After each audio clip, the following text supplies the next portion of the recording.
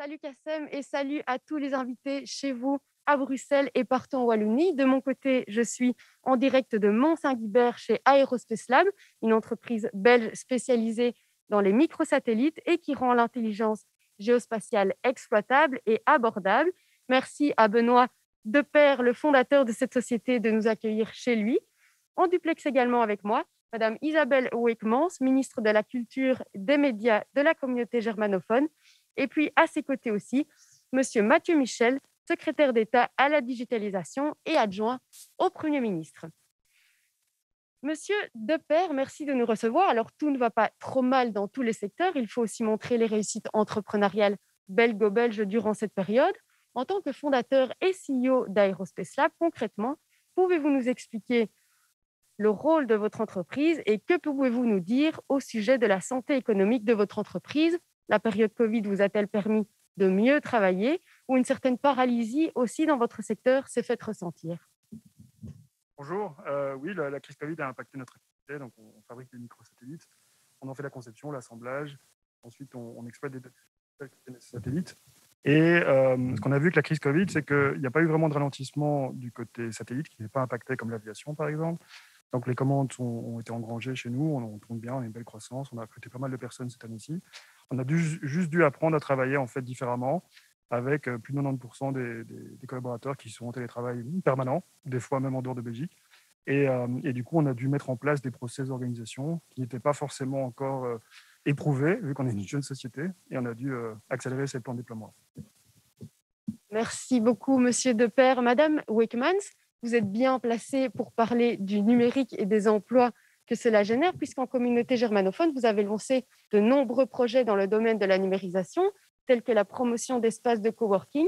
Et votre plus grand projet est l'extension de la fibre optique dans l'Est de la Belgique. Sur le terrain, ça génère donc beaucoup d'emplois. Oui, tout à fait. Vous l'avez évoqué. Donc, on a un constat clair et consternant en communauté germanophone, c'est que 60% de notre territoire n'est pas bien connecté. Donc, on est en 60% de zones blanches. Donc, pour nous, en tant que politique et pour moi-même, donc notre rôle est de voir l'attractivité de nos régions accroître.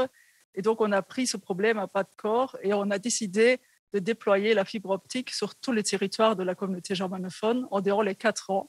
Donc, chaque ménage, chaque entreprise va être connectée à ce réseau fibre optique. Et je me réjouis aussi que ce projet est financé et intégré dans le plan de relance national. Donc, c'est vraiment une belle chose.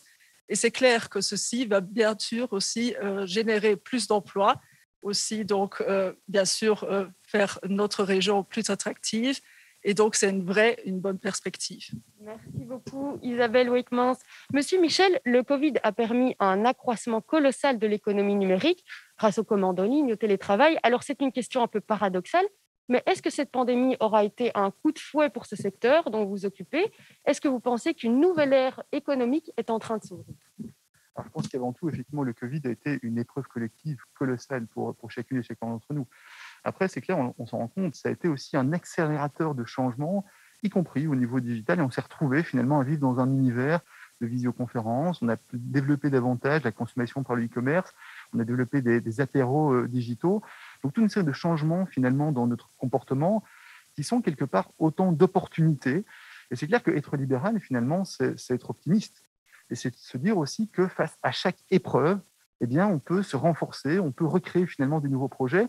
Et c'est clair que le digital, dans cette épreuve Covid, est probablement un des secteurs qui a démontré en fait à quel point il pouvait s'accélérer rapidement.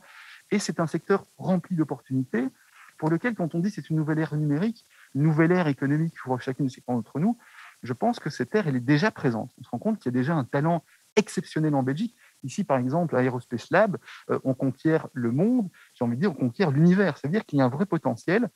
Et il est important aujourd'hui de le stimuler, de le développer pour effectivement en faire un des axes importants de la relance. On sait qu'il va falloir se muscler, qu'il va falloir recréer de la prospérité partagée. Ça va être un élément essentiel. Donc, je suis assez confiant, moi, parce qu'effectivement, il y a énormément d'énergie, il y a encore énormément de travail.